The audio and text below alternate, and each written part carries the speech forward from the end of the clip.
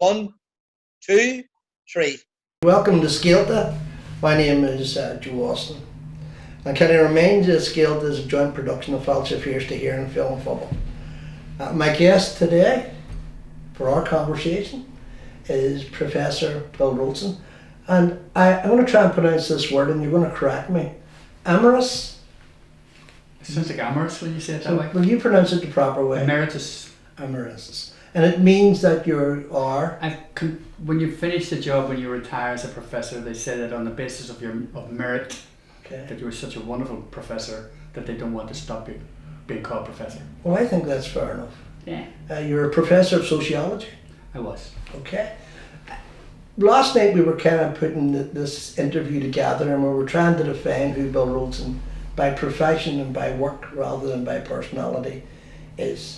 And we come up with like 140 pieces of written material that you've contributed to either in book form or in writing form in terms of reflecting on some of the stuff. You're also somebody who's very heavily involved in both in promoting and trying to understand the culture of wall murals. You're someone who's been involved in social justice, you're someone who's been involved in reconciliation, you're a folk fanatic, you're all of these things. If you were looking for a job in one of the local chains, shopping chains, and I give you an application form and said fill in the above, who is Bill Rolston? So what are you, an educationalist, an agitator? Good question.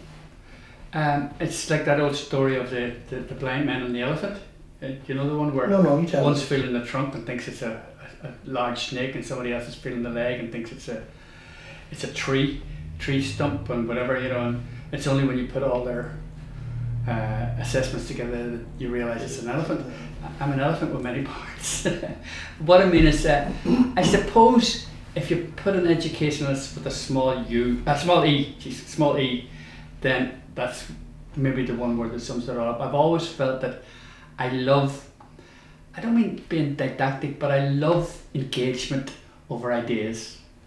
And whether that's with students in a formal setting, or whether it's been through the discussions and debates at Féile, which I've been involved in for many years, or indeed even through folk music, which is, you know, in its own way, it's entertaining, it's enjoyable, but it's also educational in its own way.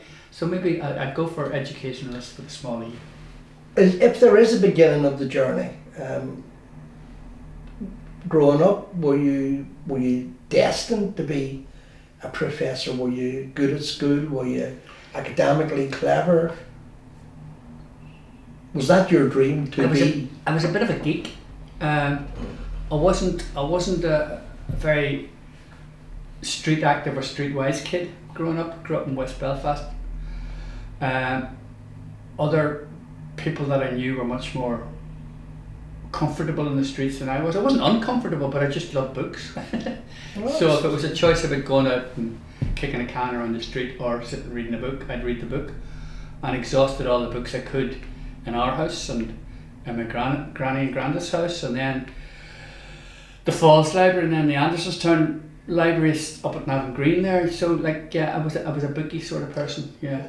So you were always a smart aleck. Is that this? Yeah, smart ass. Yeah. And I did well in school. I liked schoolwork. Well, I liked most of it, and I liked going to university and all. And I loved teaching. Hated all the crap that goes with it. All the marking. I hate marking. And also over the years hated the increasing managerialism that's crept into everything, and especially into higher education. But yeah, I was a bookie sort of person. Doing some of these interviews with people who have been in a previous life teachers, or in some cases still are teachers, but I kind of like you fall into divisions of teaching, and you get that comment you made. I love teaching, and it was about, for them, it was about communication. It was about imparting knowledge. It was about developing the individual. And then there's another section, and they're the people who are and I hope they'll forgive me for saying this, these are the professional teachers, the people who teach because that's what the curriculum says that you do. So were you one of, if any of the two, which were you? Well, they're not mutually exclusive. You have to cover the curriculum or you're in trouble in your but job. Verbatim? basically, Okay. but not with the script per se. But I'll sort of not correct you. I'll amend something that you said there about imparting knowledge. I think that part of it is the getting of knowledge too. Believe it or not. I mean, the one thing is that I loved is that I taught older people. I taught people at university. Now, at very least, you're engaging with them when they're 17, 18, 19 years of age. But in fact, at the University of Ulster, or the Polytechnic as it once was, it always prided itself on getting what they called non-traditional students.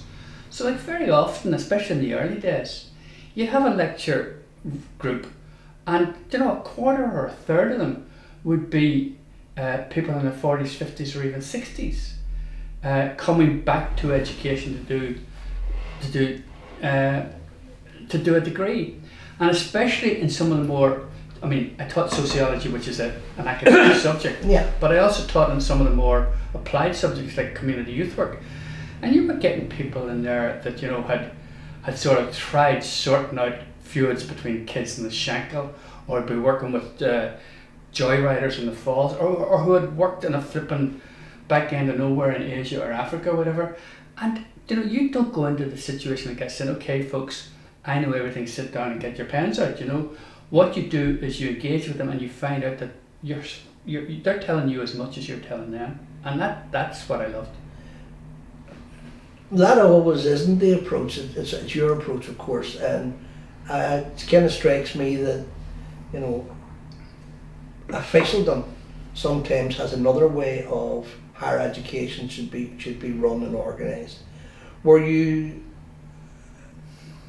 I'm trying to use the word or search for the word carefully. Were you always a rebel, your own person? Did it cost you? Did you have these? Yeah. I mean, I wouldn't exaggerate it, but yes. If you put it a different way, so much of education, especially at the third level, is incredibly elitist. And I've never liked elitism. I never have. I mean, like for example, I've got one suit that I wear at weddings and funerals, I had one suit for many years, which is the suit I got married in, and then years later was the suit I got divorced in. So I mean, I'm not a suit person for a start. Yeah. I don't go around insisting that people call me professors, and in fact, it's interesting when you find a lot of students from like North Africa, Middle East, or whatever, who'd be at the university, have a much more deferential attitude towards education. So they always say, "Professor, could I ask you a question?" You say, "Please, Bill." And eventually you get them to renege a little bit, and I say, "Okay, Professor Bill, can I ask you a question?" It's covering all your bases. So I mean, I've never liked elitism. Let's put it that way, and that would show in just about anything I'd want to do. Whether it's in my style of teaching or whether it's and the topics I've been interested in as a researcher and a writer, they've not been esoteric. At least I would say so. No, I think that's the case, and I think that's one of the reasons we're having this conversation, because you are different in every sense. You're different in a good way. I'm not alone. Don't get that notion. Well, you're alone. You're alone today because there's only one Bill Rolston here. No, but what I'm saying is that what is interesting is that strand, which is sometimes a minority strand, sometimes a muffled strand within academia and all. It exists, but it's not just one person. I don't want to dwell on your academic life, because I know your academic life is one small part of the person. Paid the mortgage, but anyway. Pays the mortgage. You talked about being geekish as a child growing up and been more into books than others. Were you lonely? Was it through choice? Was reading an escape hatch for you? No. No. I mean, some people would say, "Oh yeah, I had an awful childhood. Our family were crap, and I escaped into books and then out into the world of imagination." No, and I may have looked sad and lonely, but I didn't feel sad and lonely. It was just the way I am. No other explanation than that. Young people, and you mentioned teaching young people or working with young people. Sometimes their life is in their heads is kind of shaped before they can walk, or let alone run. So as a young teacher, were you going to change the world? Were you, was it an ideal look at it, or view of it? Yeah, I guess there was a bit of that. I guess there is anybody who, I suppose, starts out in community work, youth work, even teaching. Not anybody, but it's a trend that people sort of think that they're going to set fire to, set fire in two senses: set fire to burn down the old edifice and give rise to the new edifice. Yes, and it's an arrogant thing, an arrogant part of life to be in. But in my defence, I will say that it helped me. I was going to say choose. Choose is the wrong word. It helped me fall into the channels that I fell into, right? Because it wasn't really choice. Accidents happen, and then they lead to doors opening that you. Well, I was going to say that you didn't know could open, that you didn't know were doors. Yeah. But certainly, it was no accident, I think, that I tumbled into sociology. I lived in the States for a few years. I was studying there, and one summer of '69. Now, do you want a nostalgia fest here? The summer I can't remember. I can't remember it. Well, was it? If you can remember 1968, you weren't there. Yeah. No, the summer of '69, and I was in New York for a while. So I decided I would do some courses at Fordham University in the Bronx, and I went along, and it was almost at random. I picked two, and one was world civilization, world history. I thought, right, I don't know a lot about that. That's worth looking at. And the other one was sociology, and I don't know why, but I thought, oh, wonder what that is, and I chose that one. Now I know now, and if anybody that's listening has done sociology, they'll know what this means. At the time in the United States, American sociology was dominated by this school of thought called functionalism, and it was arch conservative. And into the bargain, this summer module was taught by a Jesuit priest. So put those two things together, and I know now, looking back, that this was the awfulest ideological rubbish that the module that he taught that summer. Yeah. I'll give you one example.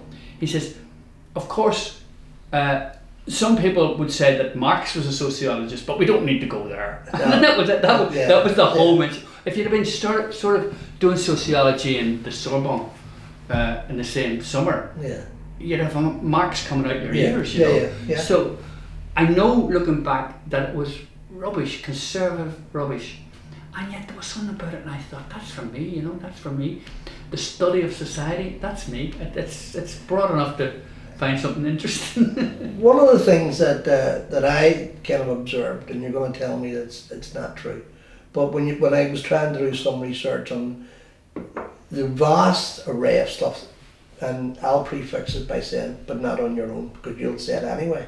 But one of the things that I came across was, you have a love of folk music, you have a love of community, you're involved in Féile, you're involved in Beyond the Pale in a publishing company, you have been involved in ex-prisoners groups and discussions with them.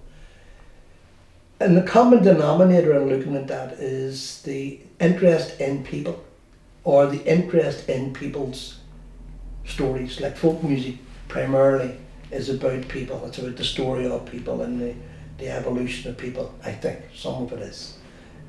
Are you a people observer, watcher? Do people fascinate you? That's a sort of odd one to unravel a bit. Okay, let me couple of answers. Number one, if you go back to me saying that I was this geek. I'm not going to say that, but you're saying that. Geeks aren't necessarily identifiable as people persons, So it looks contradictory there. And yet if you go to the other extreme and say, oh well, he's a sociologist, and what they're like, they're sort of these brains on legs that walk around observing people, just like a psychologist are always wanting to figure out what's going on in your head. They're trying to figure out what's going on in society. I don't think either of those two fits for me, but somewhere in between those two is me. I tell you what I'm interested in. There's this great writer that died 2 years ago. He always only went by his last name, Sivanandan. Sri Lankan guy, lived in London a long time, wrote great stuff, and was editor of the journal Race and Class for many years, and I'm on the editorial group of Race and Class. And he always wrote about what he called communities of resistance. And I think if I look back to when I started becoming aware of the world, it was that one phrase, without even knowing that phrase at that point, it was that one phrase that interested me, and it's that one phrase that I think is the strand that runs through things. So I'm not necessarily interested in people watching for the sake of figuring, you know, how do couples get along, or, you know, what way do families relate to each other when they're out for a meal, or any of those things that are perfectly interesting things if that's what you want to look at. I've been interested in communities of resistance.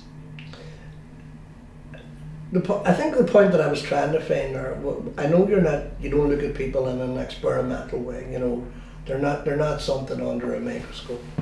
But I kind of think that perhaps people interest you, that's the point that I was making, and not interest you any more than life interests people. That was the point.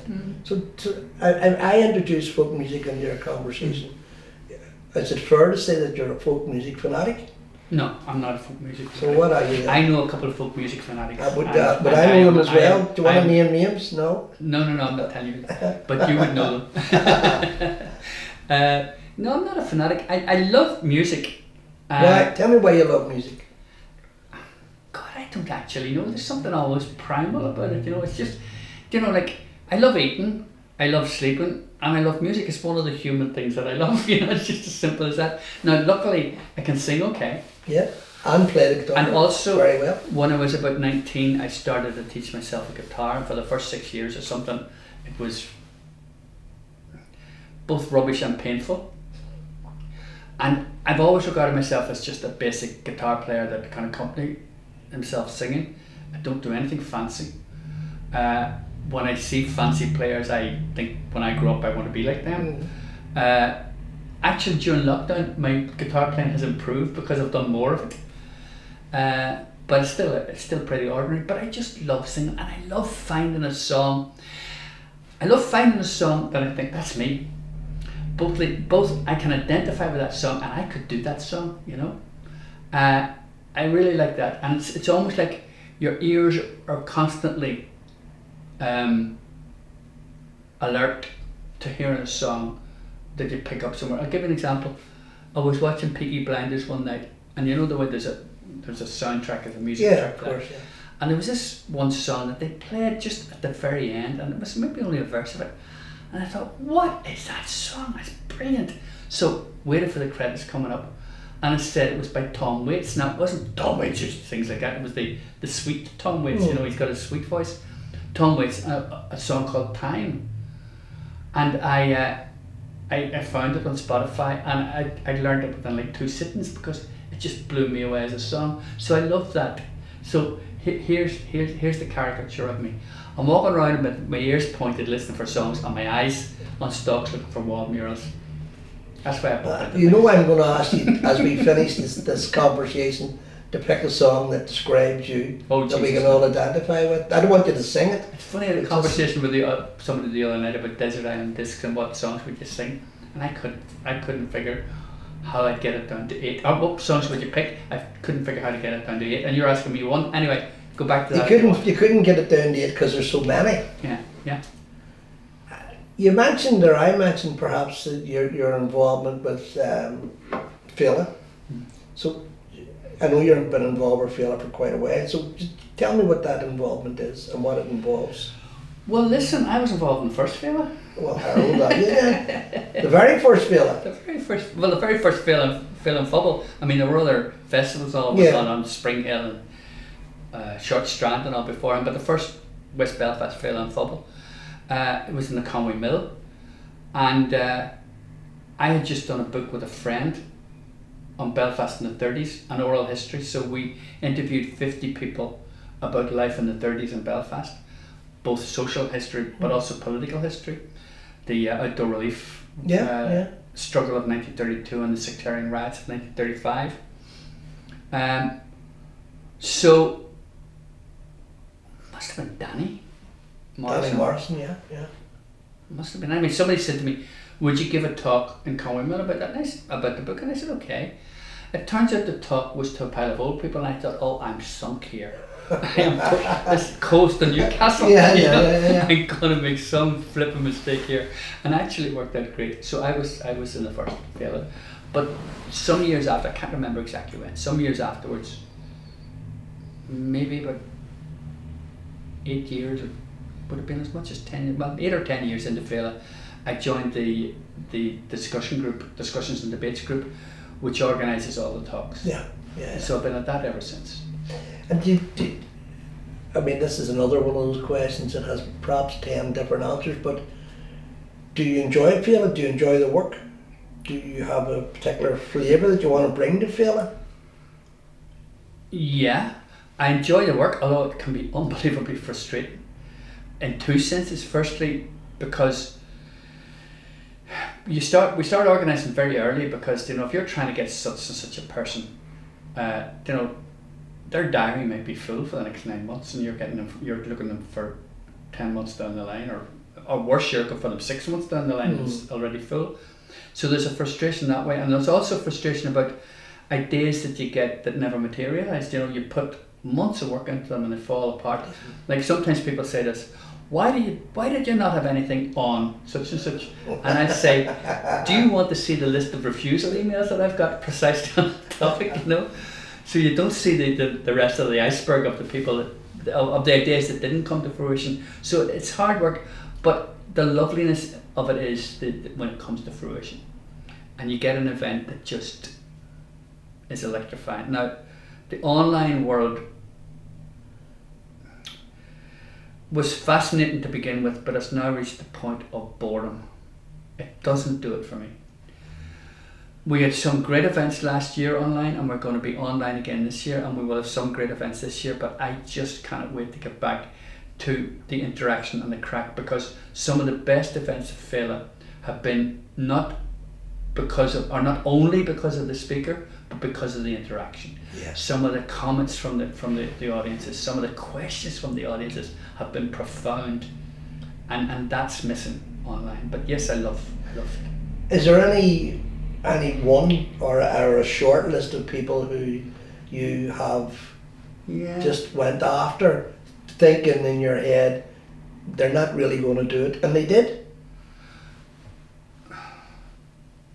Yeah, sometimes we've been surprised. Sometimes we say things like in the meeting, somebody say, "What about such?" We go, "Not a chance," and then we do it, and it happens.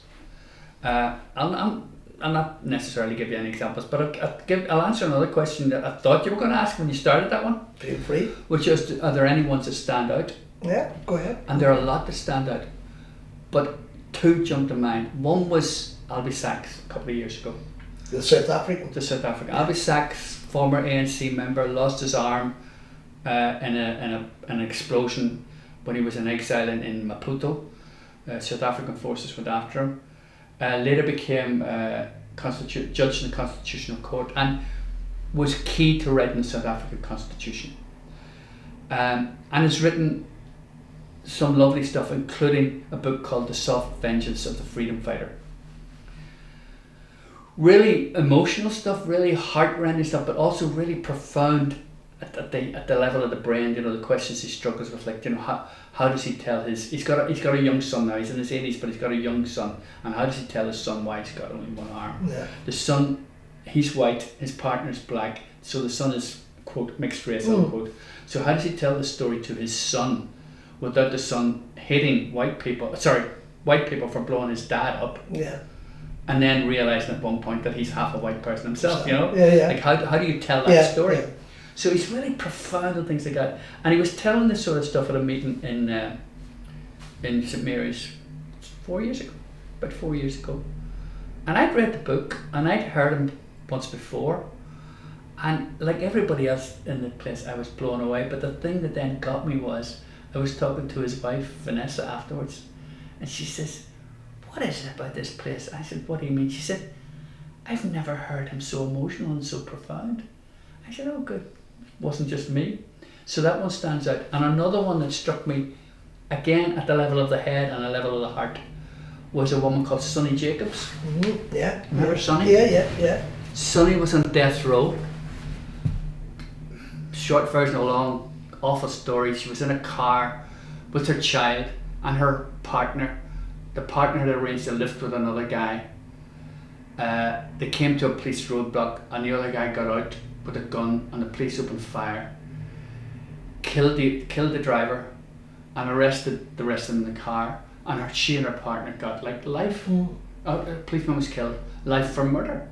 And like she was sitting in the back of the car with her child. So she was on death row, and it was later commuted, and later she, I don't know if she was exonerated, but later she got out anyway. And then years after that, met Peter Pringle from Ireland here, who was on death row. I think he might have been the last person on death row. I think so. I think so. I don't know if the Murrays were. But The Murrays were. Well, it's Anyway, around the around same period, time. yeah. So Peter Pringle, and then he was released, and the two of them just were, I mean, what's the odds of meeting another former person on death row? Yeah, do the lottery every week. Yeah. So they met up and they're an item now, and she talked, and I mean, I don't actually know what her first name is. She's just Sonny Jacobs, and by God, if ever anybody lived up to their name, it was her. Yeah. The most gorgeous wee woman who exuded optimism and not a malicious bone in her body. And a great communicator. Yeah, I remember the just night. fantastic. Can I ask you something, and just as an observation? If you believe what I would refer to as the establishment media, and if you read the establishment press in particular, we're all self-absorbed. We're only concerned about us, about what we need, what our interests are, what's good for us. But when you go to one of the events that you help to organise, they're packed. They're packed. And you talked about people always saying to you, why don't you? Of course, and you live your life like that. Why does advice from other people? But one of the complaints is should have been a bigger hall. We should have had 2 marquees or 5 marquees. Does it still surprise you when you put on an event which is perhaps not necessarily mainstream, and there's a queue to get in, and there's a queue to get people out, and people listen to a conversation, and they rehearse the conversation with each other? Does it still surprise you that the discussions and debates get the audience that they get? No. Because I know this community. I'm from this community. And I know what this community is like. I grew up in Andersonstown. My mother's from across the street here, practically in Beachmont. My father across the street the other way, the White Rock. I mean, there's a lot of self-praise goes on by the West Belfast community when they talk about the place we are here, or the Féile, or the Irish language schools, and the man's school across the road with us, and sometimes you get the feeling that it's just that they're too puffed up with themselves, always flipping boasting, but actually, even if it is exaggerated, it's real. I mean, the success of this community and the success of this community against the odds that it faced it's remarkable. It's absolutely remarkable, and you don't have to take my word for that. As you know, when you get people in from outside and they see the vibrancy of some of these things, they know them. They know. I remember one night with somebody over from London who was going to be talking the next day at the Féile, and we were in the hall at St Mary's, not the hall. We were in the building one evening. And there was an event in the main hall with about 250 people. There was another one upstairs with 100 people. And he was saying, I couldn't go anywhere in London and find this happening on an evening, right? So there is something there. And remember, Féile started in one of the bleakest years, in 1988, after Gibraltar and after the corporals and all that, and Michael Stone. And it started, and part of the reason for starting was to say that, Peter Brook and all the rest of you who are calling us, demonising this community, we are not like that. We show you that we've got culture, we've got music, we've got ideas, and we've got articulation, right? So I mean, to me, that meshed with my view of West Belfast as I knew it, the West Belfast that I came from. Although I haven't lived here for 3/4 of a lifetime, but no. So last point. Yep. You asked me something earlier. Do I have a view through the discussions and debates group as what it's about? And I have. I think for me it's about two sides of one coin. It's showing West Belfast to the world, and it's showing the world to West Belfast, right? So everybody learns. It's not just about inward navel gazing all the time. It's also about hearing from Sonny Jacobs. It's hearing from Albie Sachs, and it's for them and for us to get that resonance. That somebody say, "Geez, you know what? The world really is a place that's understandable." It's you know, I've never been blown up on Maputo, but I get what Albie Sachs is talking about, and I hope we would get something about what we were talking about. He's here, you know. And we should both add that Féile starts on the 5th of August this year, and everybody welcome. I talked briefly about folk music and your love of teaching. You also have a love of travel. Mm-hmm. So I was going to ask you to tell us about your travels, but do you want to tell us where you haven't been, or tell us? Is there any place that, maybe it's every place, I don't know, but is there somewhere that sticks out in your mind, somewhere that you talk about, you want to go back to, you show the photographs and all that? Okay, let me just preface that by saying I've been lucky, I've managed to travel for different reasons. One is through my job as an academic, the other is through my politics now and again. Third is through my search, which is sort of parallel with my job as an academic, but not always. And another one has been through family. I was married to a German woman who died just coming up to 10 years ago now. And her sister was married to a medical guy who was in the consular service. Yeah. So he was shifted every 5 years. So we would go and stay with him, usually around Christmas New Year for 3 weeks in Mexico, China, Tanzania, Kenya. Where did I leave out? India. Thank you.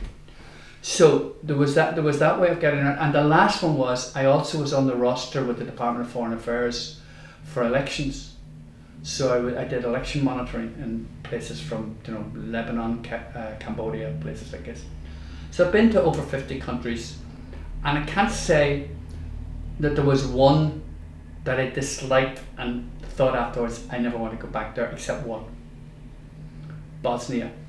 Just after the war, we were sent into a town. The Irish delegation was sent into a town for election monitoring.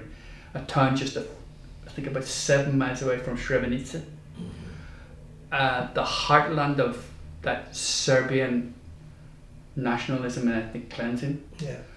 And you could taste the hatred. And now I'm sure it's not like that now. I'm sure it is somewhat better.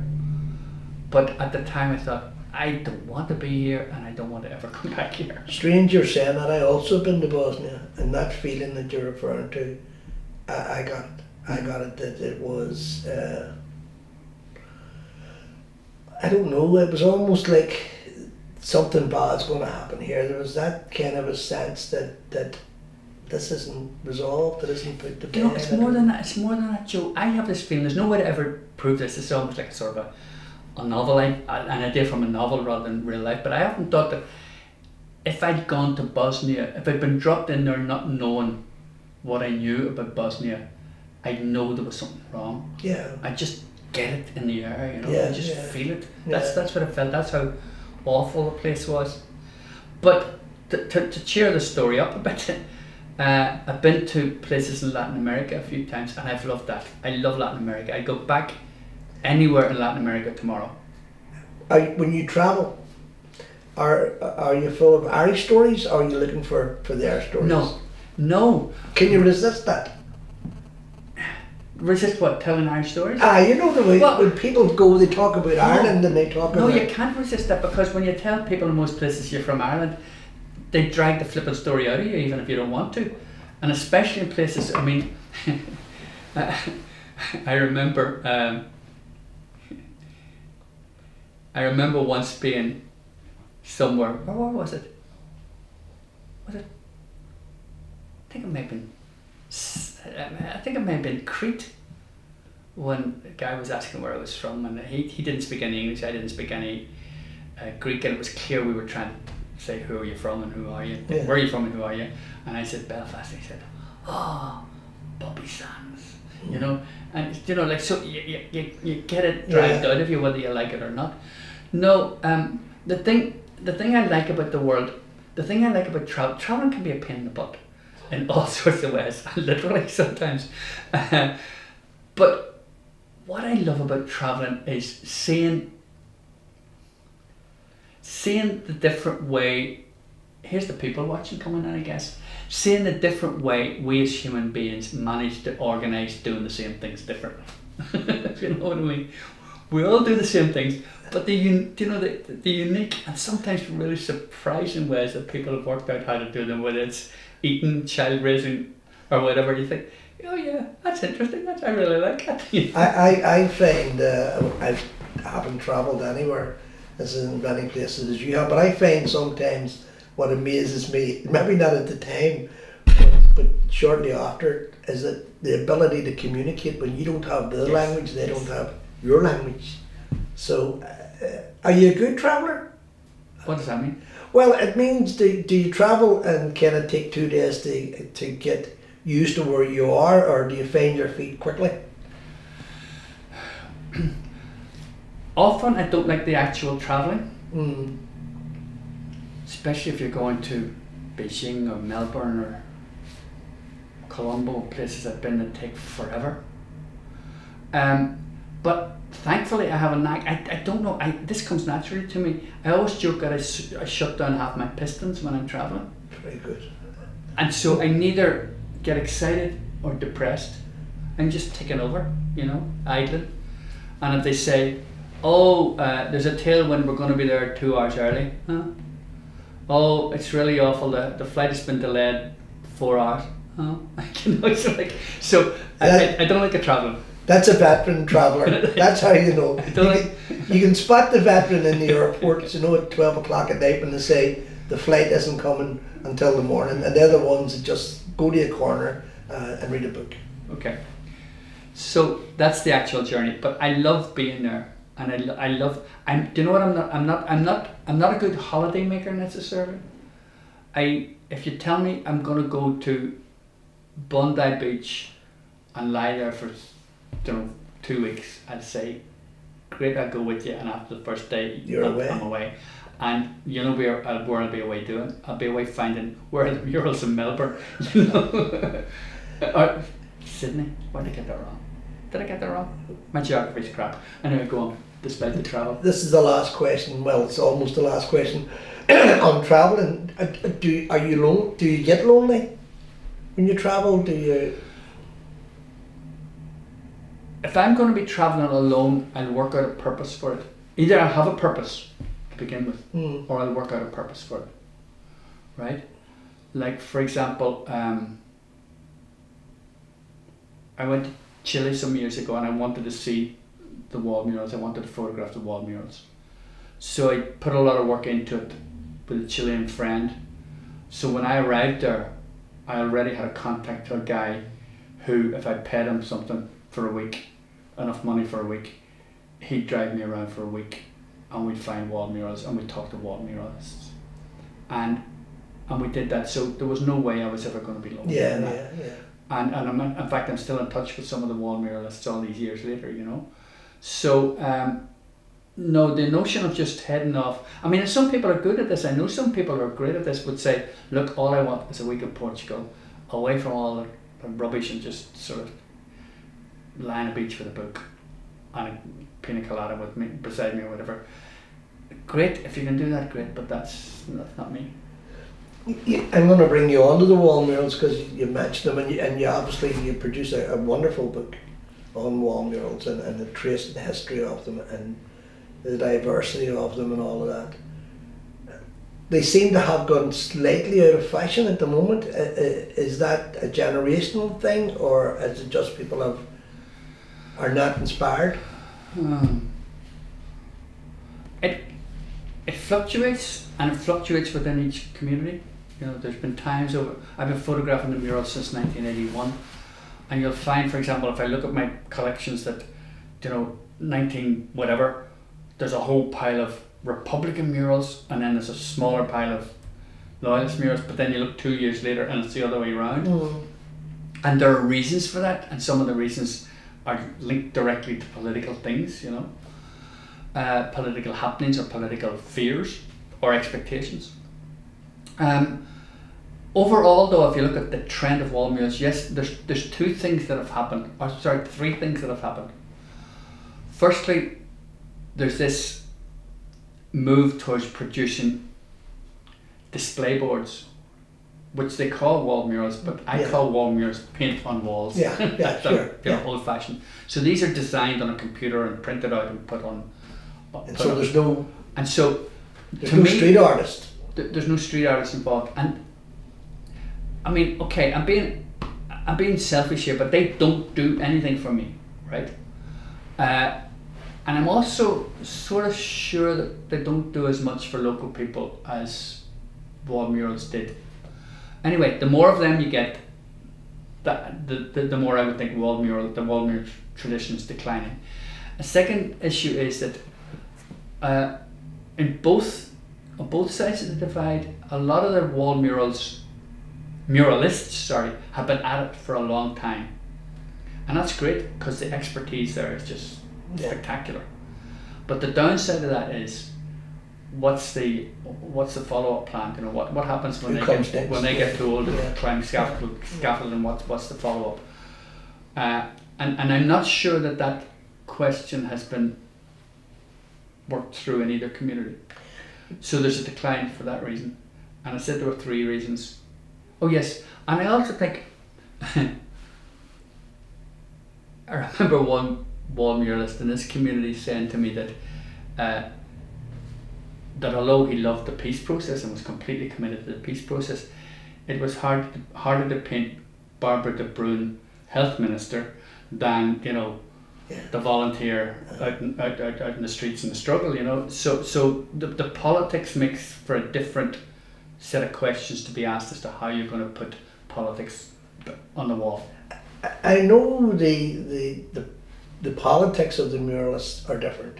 Some in loyalist areas and in Republican areas, the motivation may well be different. The politics that they're trying to depict. But is there a similarity in so far as the artists see themselves as part of a community of wall muralists? I mean, it doesn't matter what you paint, it doesn't really matter, it's the painting of it. Okay, that is certainly true of the Republican community. It is way less true of the Loyalist community. Why is that? Two reasons. Firstly, because it's already divided. You can't be saying, I'm totally committed to the Loyalist struggle and therefore paint aspects of it on the wall. You're committed to the UDA or the UVF and you paint them on the wall. So you've already got a division there, But the other thing about it is that the process is much more regimented on the Loyalist side. And so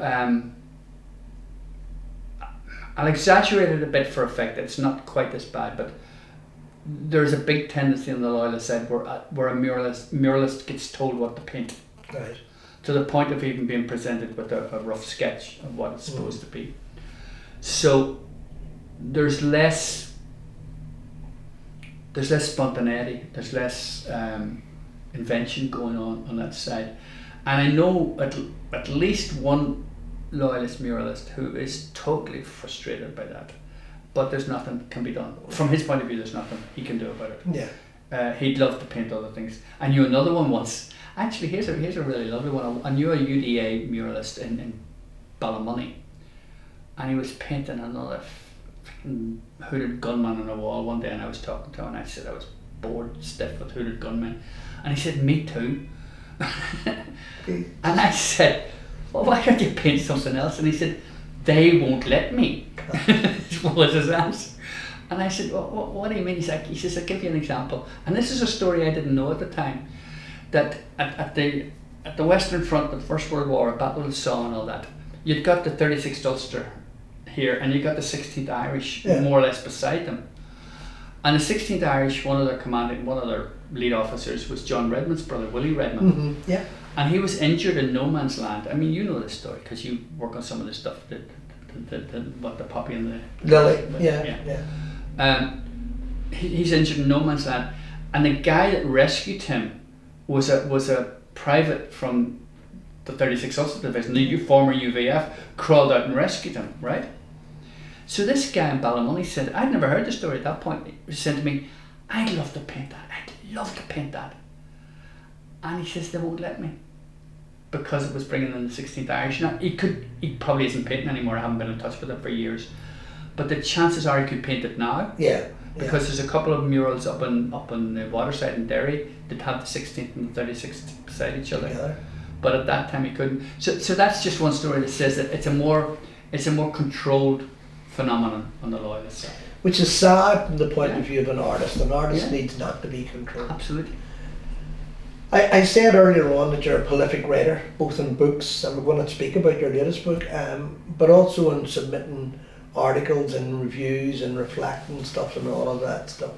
And you're heavily involved in Beyond the Pale. Mm. So tell us a wee bit about that. Okay. Well, I can tell you how Beyond the Pale started. It was the late 1980s. My friend Mike Tomlinson and I had got involved with UBER, Campaign for Employment in West Belfast, and were asked to write a wee report on unemployment in West Belfast.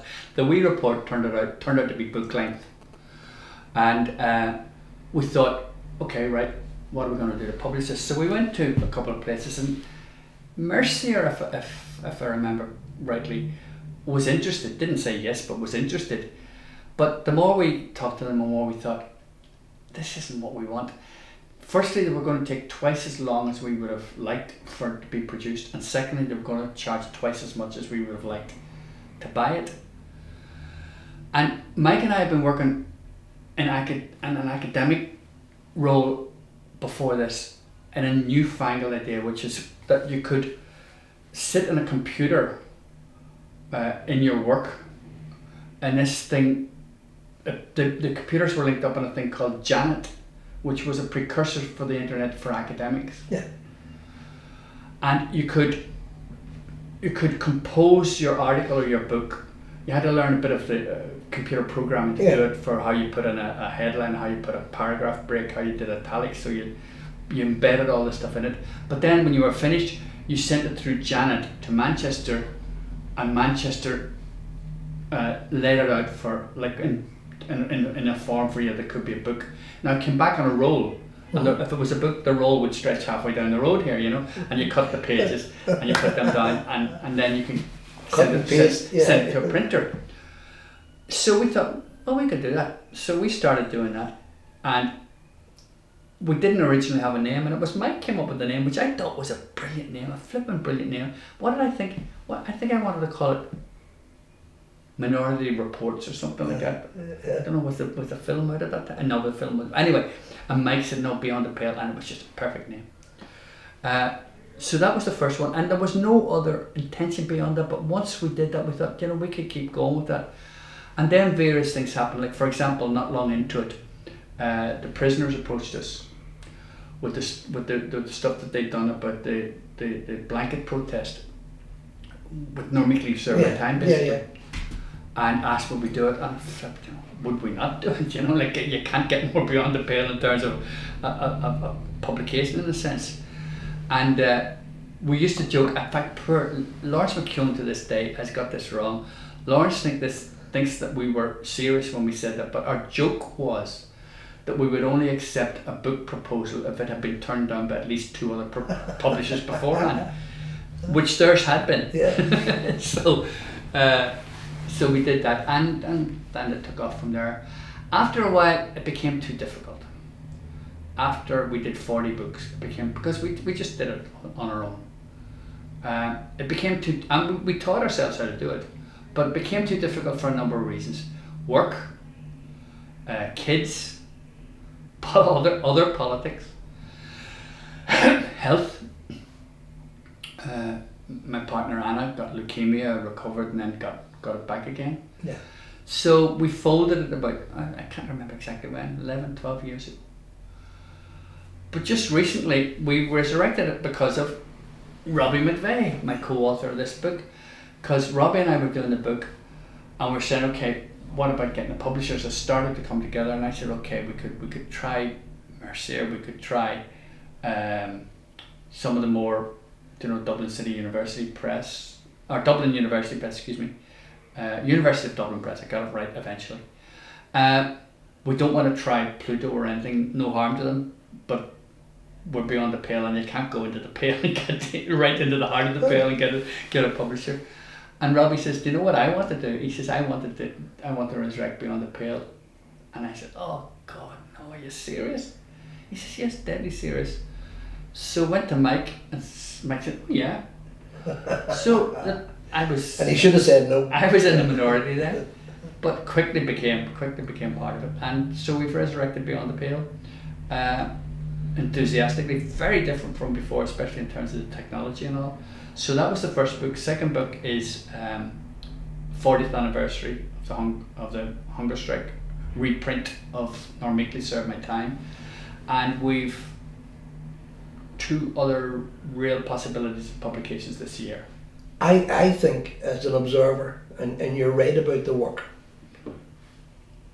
but I think as an observer, Beyond the Pale has produced material that's invaluable from the point of view of an historical history of a community. One of the reasons why Scéalta, this programme that we're doing, this conversation we're having, began life during lockdown, was because there is a story to be told, and if we don't tell it, no one else is. So I have to congratulate you. I think Beyond the Pale is something that is a torch to other communities, that you can tell your story. It isn't prefixed on establishment. Mark 2 is somewhat different from Mark 1. Better or worse? Different.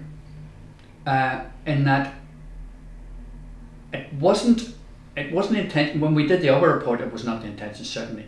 It was an intention that, it was a trend that developed of archiving the troubles, as it were, archiving our story. Yeah. And we're still intent on doing that. But we want to do something else now. We want to do something a bit different, which is also obviously not archiving, but trying to come up with some, is blueprint too strong? Looking at the future. Well, blueprint's good enough word. We want future oriented stuff as well, and now that's taken a bit longer to develop. It's partly what Robbie and I are at in this book here, on the colonialism book, which is part history but part looking forward. But we want to do that as well. I want to talk about this book because this book, even when it was reviewed by the Irish Times, they couldn't not say it was a wonderful book, and that says something. I want to remind you that we've only got an hour, so this conversation is running out of steam, and I want to finish off with asking you a question that I threatened to ask you earlier on. So tell me about this book, which I want to recommend. So tell me about the book. Okay, well, there's nearly 400 pages of it, so I'm going to summarise this. Okay, very quickly. Yeah. The book started with conversations. Robbie and I have worked together before, and we've written a number of articles before, mostly about the same themes as this. Let's put it that way, about colonialism and Ireland, and racism and anti-racism in Ireland. And so the idea for the book came about 5 years ago, probably, with us discussing putting colonialism back in the centre of the picture in terms of looking at Ireland. Now, you might say to yourself, well, duh. I mean, you would, to come from where you come from, would probably say, well, duh, that's an obvious one. But, you wouldn't be surprised, but one could be surprised by how it was not in the centre. Yeah. In academic terms, it was not in the centre. In academic terms, talking about colonialism at the height of the Troubles here was the kiss of death. Yeah. And, I won't exaggerate, but, I did talk about it sometimes, and I did get consequences. Oh, I know that, and just let me interrupt you there. I know that, and you said earlier on about there are others. There are very few others that stood up. But Yeah, anyway, but there were others, and thankfully there were others. But not too and there are many. more now. But which not is too better. many others. But go on, Okay. finish what Okay. you said. So, and politicians weren't putting it centre. I mean, one of the first responses to the Irish Times piece was from Newton Emerson, who said, "Well, look, even Sinn Féin isn't talking about colonialism anymore." Well, okay, we can have a long debate about that, and part of that might be strategic, and part of it might be worse than that. But it's up to the And it doesn't matter. the coming out of the debate, right? So politicians, for the most part, weren't doing it. Academics weren't doing it. Journalists certainly weren't doing it. So we were saying, look, this is important. Colonialism has set the framework, set the structure within which we're working on this flipping island, and yet nobody's talking about the thing. So that's why we started doing the book, and in a lovely way, just about the time when we were doing the final proofreading before sending it to the printer, Michael D. Higgins comes out with his Irish Times article talking about the amnesia about colonialism and how we need to talk about the British Empire and Ireland. And we thought, thank you, Michael D. That could almost have been the preface of our book, you know. So the timing of the book was good, but that's what we set out to do. And we do, very quickly, there's a lot of history in it. It's not just the one thing after another sort of history, it's also historical analysis about why things should have been. And there's also an attempt to say, well, you know, where does that leave us now and where do we go from here? Now, it's not to use the word I used earlier, it's not a blueprint, it's not a party program or anything else. But it's saying one thing, I suppose, really, really, really strongly. That what came through to us through doing the research for the book is that for centuries, even before there was a fully fledged British Empire, and even before there was a full sense of what the Irish nation meant to people on this island, that there was a choice facing people, a stark choice, political choice. Are you for empire or are you for the Republic? And that was a choice in 1798, and that was a choice in 1918, and that is the choice now. It's still the same choice. Are you for empire or are you for republic? And things follow from the choice that you make. You may expect me to say this because we're in conversation, but I think the book for anyone, even a casual student of Irish history, is compulsory. People should read the book. The book is very good. It's not an easy read. Well, let me tell you, it's not an easy subject. So it's hard to put the subject into something that's going to be entertaining. But I think that the book and the way the book's written and the explanations that are given, they hold water. They are logical. They give you, because part of all of this is that there is a reason why these things happen. And I think the book outlines, now it's open for discussion, but I think the book outlines the reason. So for those thousands that will watch this interview, how do they get the book? Tell me how you could get it. Well, the funny thing is we're still trying to get distributors. I mean, we distributed Beyond the Pale before, but because of lockdown, Irish distributors are still in Purda. They haven't come out of it yet because bookshops aren't open No, in the south that's yet, right. so that's part of it. So we don't have a distributor. We don't have a distributor in Britain yet for a different reason, because of a dispute going on between some shops here and the British distributor. And we're not going with Amazon. Just Amazon's big enough. Jeff Bezos doesn't need us anymore. No. So the only way is through the publisher at the moment. Well, through all good bookshops, including Culterland down the road, but beyondthepalepublications.com. Okay. Sorry, beyondthepalebooks.com. Correct that, folks. Beyondthepalebooks.com. And again, I'd recommend it. I think anyone who's a casual observer or student should get it, should read it, and should fight with you. But they should get it and they should read it.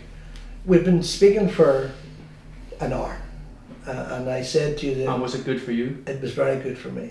I said to you when we began it, there weren't any trick questions, and that wasn't true. There are a number of trick questions. And I also said that this was your interview and it's not really, it's mine, but you just happen to be the victim of the subject. Okay. we talked about music, and I know you have a love of music, and you mentioned it, and you said about searching for songs that reflect you, or some of your values, or some of your quirks, or some of your whatever. If there was to be a song, did you ever find a song that reflects you on a permanent basis as opposed to on a temporary basis?